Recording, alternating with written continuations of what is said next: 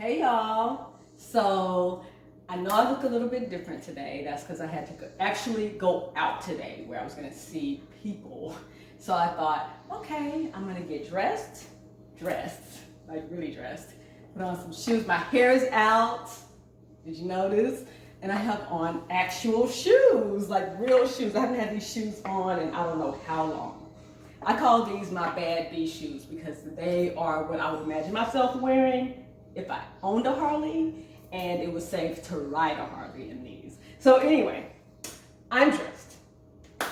But I'm coming to y'all today because a few weeks ago, I asked if you guys would be interested in a functional home tour. And I did not forget about you guys. I'm coming to you now with phase one of that functional home tour. And I'm starting in my kitchen. As you can see, I'm standing at the far end of my kitchen because that was the biggest request when I asked what would you guys like to see. The number one request was kitchen organization. So for my first installment of the functional home tour, I'm going to give you my best, most practical, mostly free kitchen organization tips. I'm starting on the far end of my kitchen, but that is not where we're going to start the actual tour. I'm starting on this end so you can get an idea of the size of my kitchen. It's about, I don't know, 15 to 20 feet long by about 5 to 6 feet wide. We do have a lot of cabinets, but I cook a lot. You guys see me in my stories cooking practically every day, sometimes 2-3 times a day. But I'm going to start the tour on this end of my kitchen and the pantry. Our pantry for this kitchen to be the size that it is quite small. Our pantry is quite small, but what makes it work is just having a system. And that's the first thing that I would say to you guys. Organizing your kitchen, your office, your bedroom, your closet, the kids' room, anything starts with having a good system. It's not about the baskets, pretty baskets. It's not about containers. It's not about any of those things. It's about having a system in place. And our system is that we like to keep things in, yes we do, I know I just said baskets and containers, but we do like to keep things in clear containers, whether they're glass or plastic. Both are recyclable, so I'm okay with that, so that we can see what we have and so that we know what needs to be replaced. Same thing with the baskets. We can see what we have and we know what needs to be replaced. Case in point, if you look here, you can see this container looks almost empty. So if I wanted to look back there, I know there's lentils back here. You can see we're almost out of lentils. If I make that, I go back there and I see we're almost out of lentils. Lentils goes on the grocery list. Simple. Same thing with any of these containers. Some of them we've had for ages. We've had some for more than 5-10 years. Others are containers that we've reused from things we've bought at the store. Again, they're still glass or plastic and recyclable if they break or if they just wear out. If we have extra of any of these items, I store them behind where the item would normally be stored. Case in point, here we have cereal. Only Avery eats cereal in the house. So if he comes here and he pulls this out and says, okay, we're almost out of cereal, the natural place for him to look would be to the side of that cereal and back in there, because we have to use every inch of this small pantry, would be a bag of cereal. And we just refill it and go, and then we know we need to add cereal to the grocery list. That is the system for our pantry. Everything down here is exactly the same. Chips and snacks, exactly the same. Look behind, there will be extras. The only exception is perishables, like bread. Of course, we can't keep extra bread in the pantry, so the extras are in the freezer. Everything else, all extras will be here. Same with paper towels. Same thing with our kitchen linens. Now, I want to address this. So I've gotten this quite a lot from people visiting the blog. Yes, I'm a sustainable lifestyle blogger. I am an interior designer, but I'm also about that green life. So I get people asking, well, but you still use paper towels. Why aren't you using unpaper towels? The reason is because I have to really think about these things and how practical they are for my family. To me, an unpaper towel is a kitchen towel, which is what those are down there, which is what you use to wipe your counters, to wash your dishes, whatever. I have to think about whether buying those unpaper towels for $12 to $20 a roll is worth it versus having paper towels that each time I use them, most of the time they're recyclable, which recycle is right here as well, right at hand, versus washing those extra towels and using all that extra water for that purpose. For us, it's easier just to have paper towels and recycle them. So that's why I haven't made the move to the unpaper towel. But again, as you can see, we can tell what we have and we can tell when we need to replenish anything. So the only part of this that does not fit that model is my cookbooks. Of course, my cookbooks are just out in the open. We just don't buy a lot of things where we need a lot of space in the pantry. We don't buy a lot of canned goods, so I just happen to have that much space and I can put my cookbooks that I don't use every day up here or on a regular basis up here. But the cookbooks that I do use on a regular basis, and this I love, I put here. They look pretty and they're very, very functional. These are just standard IKEA spice shelves, and I painted them the same color as the cabinet, and this is where I keep my cookbooks, and I love it there. So that's practical storage that you can put anywhere, on the side of any cabinet, inside of a cabinet, wherever you want. Moving on. This is where all the action happens, right here at the stovetop. Y'all see me cooking a lot in my stories. So it's important that this area be very practical, very efficient. So the builder, this home is built really well, I would have to say, but they built these drawers below, which I really love drawers in place of cabinets in some cases. Here, if I'm ready to cook, I just roll down, grab whatever pan I need, put it on the stovetop, and I'm ready to go. So all of the pots and pans that we use on a regular basis are in these two drawers, all of them, and they fit perfectly. Now, one of my favorite tools in the kitchen are tension rods, and here's why. They solve a multitude of problems. The first problem is, in this drawer, some of these things would just be knocking around. This pot right here, this pan, would be very awkward to store, don't you agree? This would be kind of awkward. But with a tension rod, I just put it in there, and it doesn't roll around, and it fits perfectly, and it doesn't get in the way of anything. So, same thing with some of these that have tops. This is a smaller pan, has a top, everything is stored right there. I pull it out, and I use this pan almost every day. So, I love that. The next thing is, if I'm cooking here at the stovetop, when I get ready to stir something, I want things to be right where I use them. So, I'm ready to cook, ready to stir. I open the drawer, and my spoons are right here, exactly how I would grab them. Not this way, because I wouldn't step back and grab. They're turned to the side, because this is how I would normally cook. So that's that. And then if I needed a different utensil, the larger ones are here.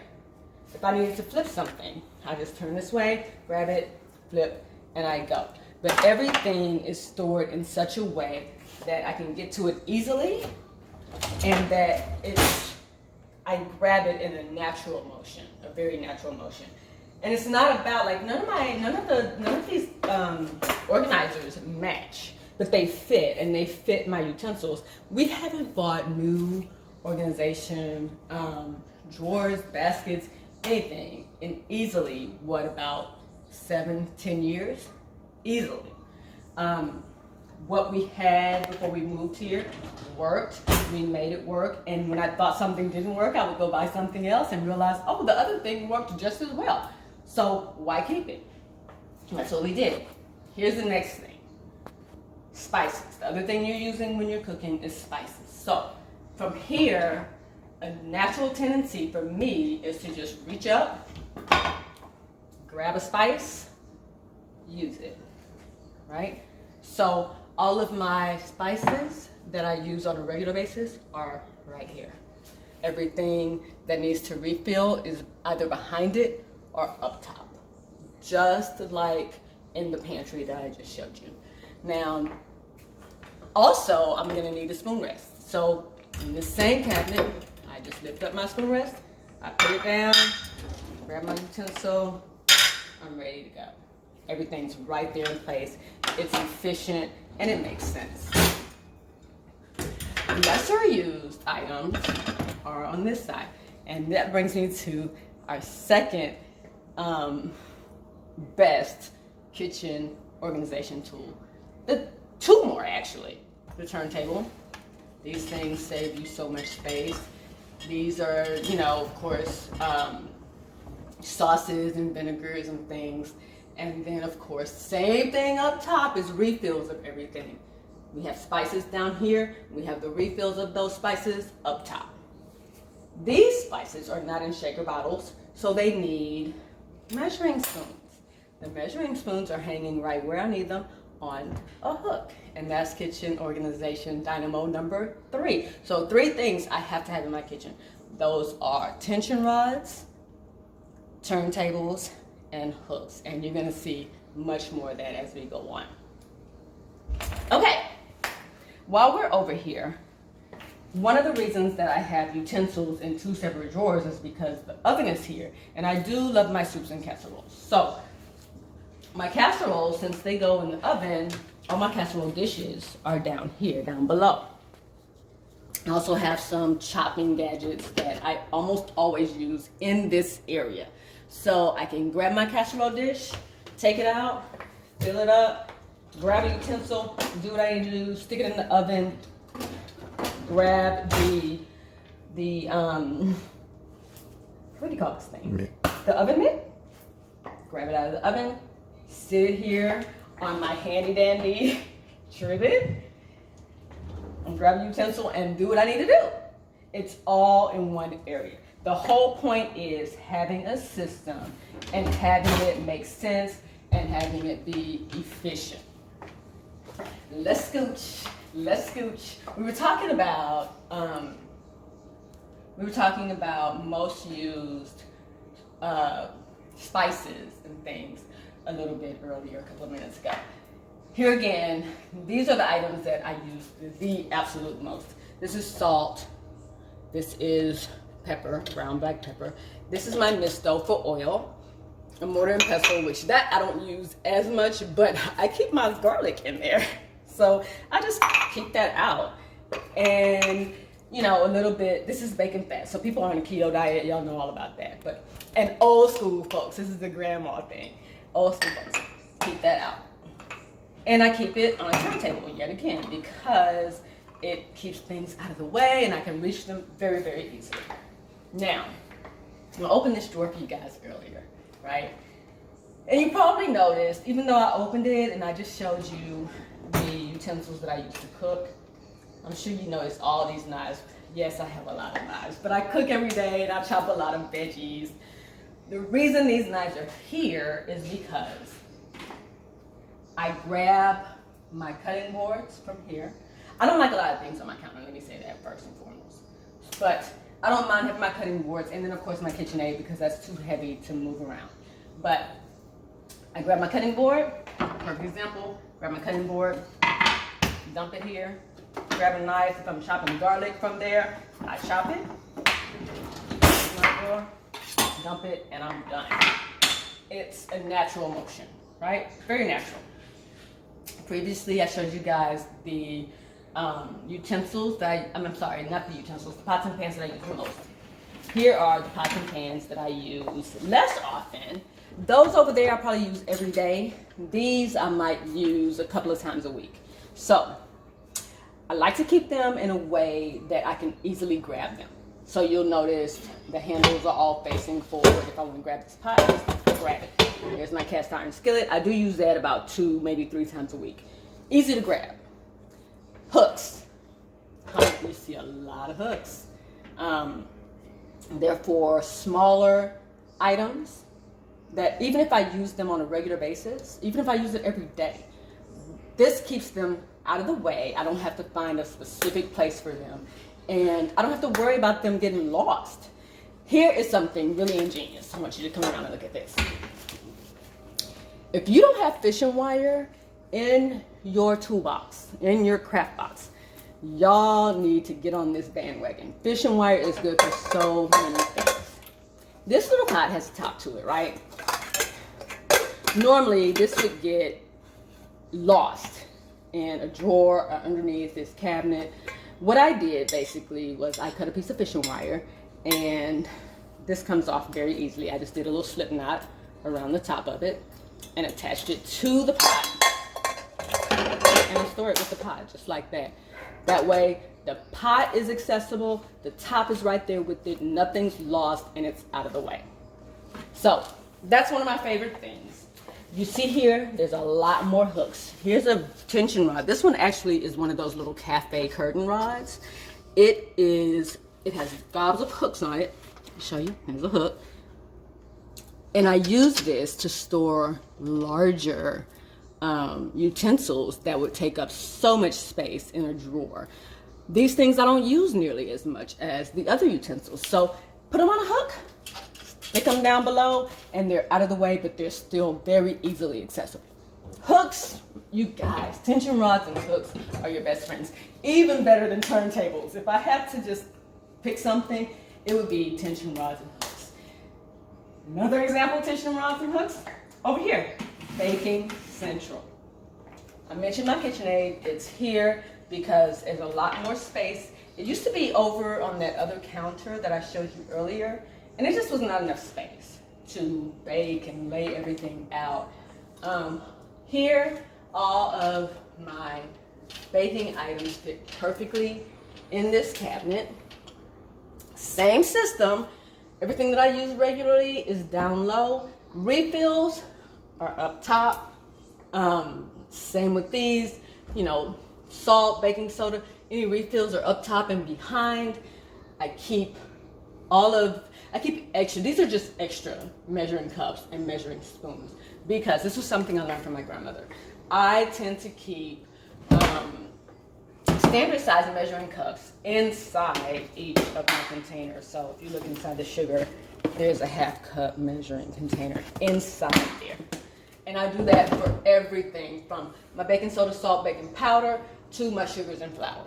That way when I come to make a cake or some cookies, those measuring items are already there, and I just know, okay, get 3 scoops of sugar, get 2 scoops of salt. Very simple, very straightforward. Again with the hooks, The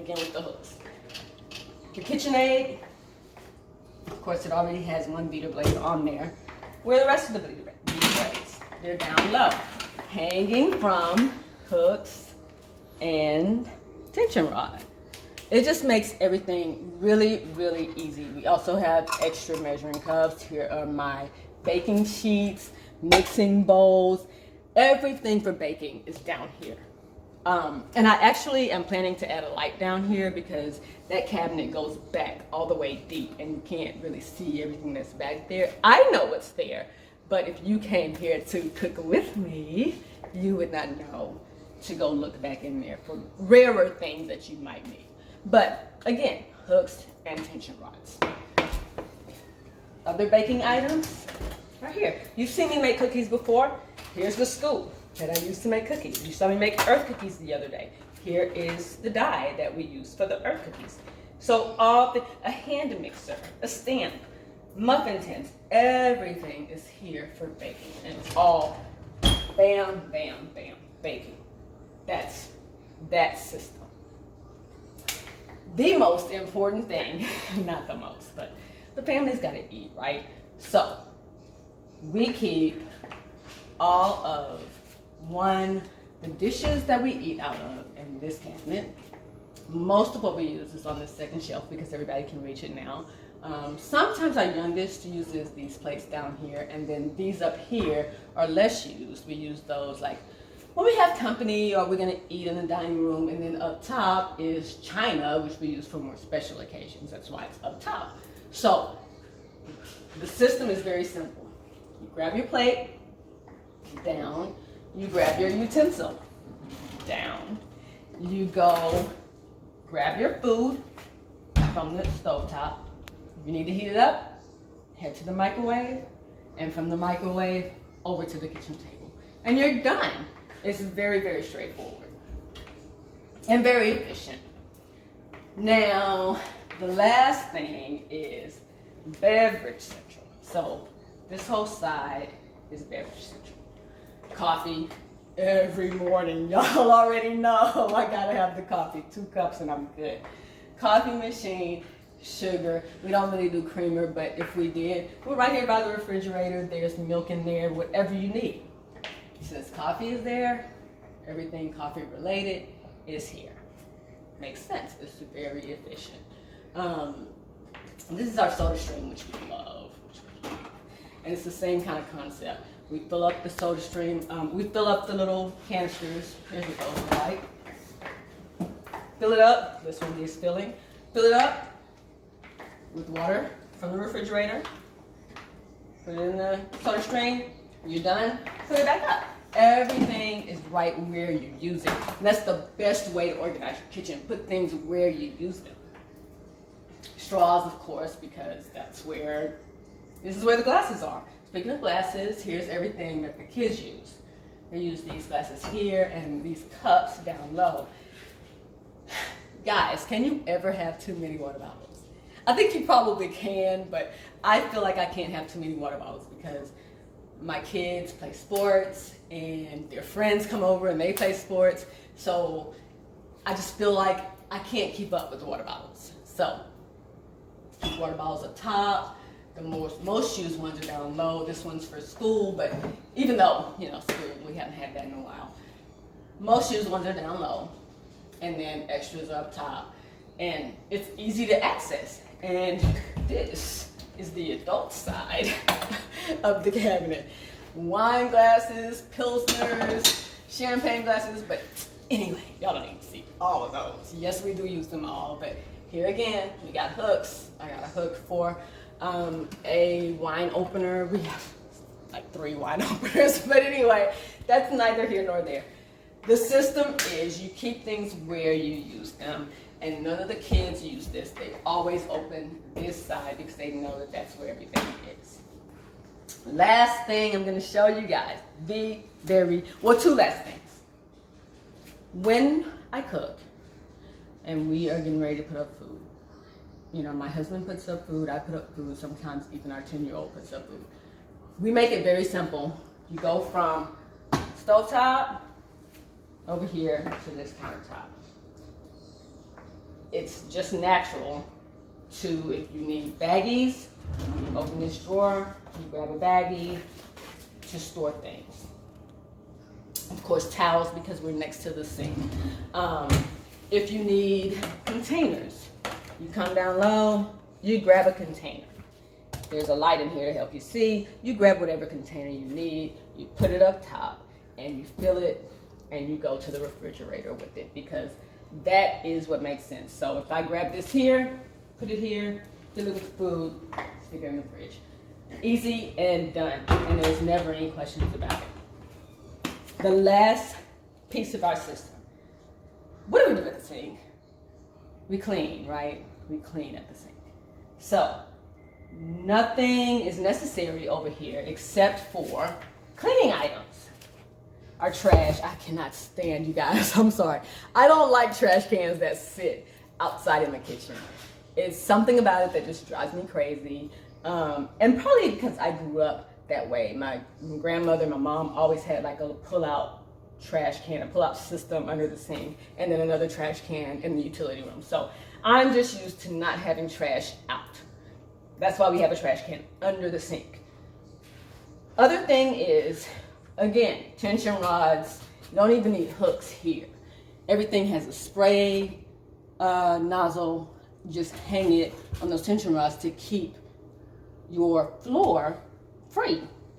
Right now we keep rubbing alcohol in here because of coronavirus. Everything that comes into the house has to be wiped down with that.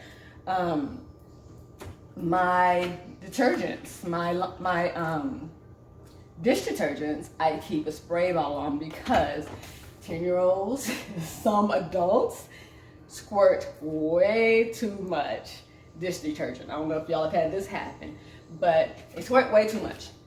All you need to do is spray a couple of squirts onto a pot or a plate or whatever, rub it down with your brush, and you're done. You don't have to worry about using half a bottle of dish detergent on one thing. Same thing as in other areas where I have extras, everything is behind. So that's our system. This right here, it's cute, it's just cute. We don't really use it. We always know what's happening. So that's pretty much the whole system. There's one cabinet that I did not, well, two cabinets that I did not show you guys. This is the first one. Of course I have a junk drawer, just like everybody else. Here's a look at the junk drawer. It too, well, it's a little bit organized. I mean, everything that kind of goes together is together. Magnets for the refrigerator are here for things that we need to keep, you know, where we can see them. If I need extra hooks, they're here. I have a can opener for the dog food, you know, just random things. Anything that's like a fastener or tape is all together. Just random stuff. But keeping things organized does not have to cost a mint. You can go to the dollar store and buy little containers to fit your drawers. You can go, Target is my favorite. You can go and buy like 3 packs of organizing bins. They come in 3s and they're like $2 a piece. Just stick a bunch of them in your drawer and store whatever you need to store in your drawer. You don't have to spend gobs of money. So that's our junk drawer. Then down below is just service items. I'm not a big fan of china cabinets, so you will not see things like this in my, you will not see my china, my crystal, or anything like that in my dining room unless my table is set. This is where we keep everything that we need to actually have service. So if we're doing Thanksgiving that year, I'm gonna come under here and that's where I'm gonna get all my serving dishes. The very last thing. I promise this is the last thing.